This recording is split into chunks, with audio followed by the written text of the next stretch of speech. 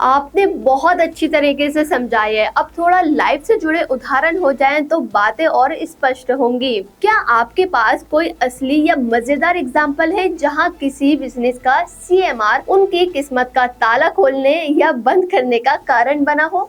जरूर, चलिए दो एग्जाम्पल लेते हैं, एक अच्छा और एक बुरा, ताकि अंतर समझ में आए। उदाहरण नंबर 1, अच्छा सीएमआर बिजनेस को क्या फायदा देता है, इसे समझते हैं। मान लीजिए एबीसी इलेक्ट्रॉनिक नाम की एक छोटी कंपनी है। उसका सीएमआर शुरू से ही 3 से 4 के आसपास रहा।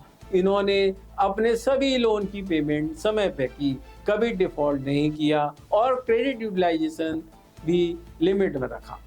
जब इन्होंने अपने बिजनेस का विस्तार करने के लिए बैंक से 50 लाख का लोन मांगा तो बैंक ने इनका क्रेडिट रिकॉर्ड देखकर तुरंत अप्रूवल दे दिया। अच्छा रिपोर्ट कार्ड होने से बैंक को भरोसा था कि पैसा डूबेगा नहीं, बल्कि बैंक ने इन्हें कॉम्पिटिटिव इंटरेस्ट रेट पर लोन ऑफर किया, क्योंकि ये लो रिस्क कैटेगरी में आते हैं। इसी तरह एबीसी इलेक्ट्रॉनिक ने एक अच्छी क्रेडिट हिस्ट्री की बदौलत आसानी से चीप इंटरेस्ट रेट पर फंड जुटा लिया और बिजनेस ग्रो कर लिया। अब समझते हैं उदाहरण नंबर 2, खराब सीएमआर बिजनेस को नुकसान। अब XYZ टेक्सटाइल को लीजिए।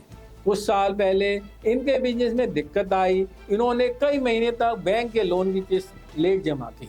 नतीजा कि उनका सीएमआर गिरकर 8 आ गया, जो कि हाई रिस्क कैटेगरी में आता है।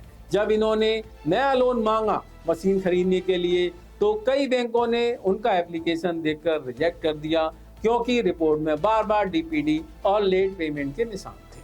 आखिरकार 1-2 एनबीएफसी ने लोन देने को तैयार हुए, पर बहुत ज्यादा ब्याज दर और भारी कोलेटरल सिक्योरिटी की शर्त पर। XYZ टेक्सटाइल को समझ आ गया कि खराब क्रेडिट रेटिंग के कारण उनके पास विकल्प बहुत कम बचे हैं। फिर उन्होंने 2 साल तक बड़ी मेहनत से अपने सभी बकाया चुकाए, किसी किस्त में देरी नहीं की और कोई नया उधार नहीं लिया। धीरे धीरे उनका सीएमआर 8 से सुधरकर 5 पर आ गया। इसके बाद फिर जाकर उन्हें एक बैंक से फेयर कंडीशन पर लोन मिला। इस तरह खराब रैंक की वजह से कारोबार को मुश्किलें झेलनी पड़ सकती हैं, जो आगे चलकर सुधारने पर ही सुलझे। ये तो बिल्कुल सीधा संदेश मिल गया। उधार लोगे तो समय पर चुकाओ, वरना बिजनेस पर पड़ेगा भारी। सही कहा आपने। और वाकई आजकल आंकड़े भी यही बताते हैं कि ज्यादातर एमएसएमई जिनका रैंक 6 या उससे बेहतर है, उन्हें फंडिंग पाने में ज्यादा दिक्कत नहीं आती।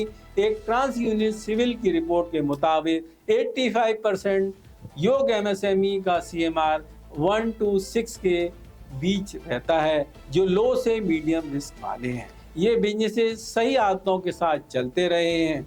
मुश्किल उन 15% को होती है जिनका सीएमआर 7 से 10 के बीच आता है, हाई रिस्क जोन में आता है। उनमें कई डिफॉल्ट या स्ट्रेस अकाउंट्स होते हैं, इससे कम लोन मिल पाते हैं। तो कहने का मतलब सीएमआर को 1 से 6 के बीच रखना है तो चांदी ही चांदी। 7 और 10 के बीच पहुंच जाए तो बैंक वाले हाथ जोड़ लेते हैं आपसे।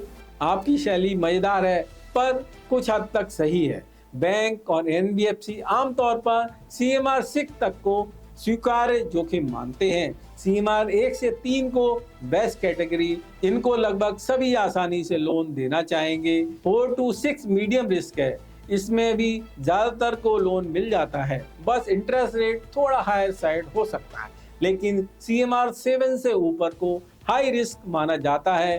बैंक ऐसी फर्मों को लोन देने में कतराते हैं जब तक कोई मजबूत सिक्योरिटी या गारंटी ना हो। कुछ एनबीएफसी या प्राइवेट लेंडर शायद दे दें, पर स्ट्रिक्ट कंडीशन होती हैं। इसीलिए हर बिजनेस की कोशिश होनी चाहिए कि अपना रैंक गिरने ना दें। जी, आखिर prevention is better than cure. बाद में सुधारने से अच्छा है शुरू से ट्रैक रिकॉर्ड अच्छा बनाए रखें।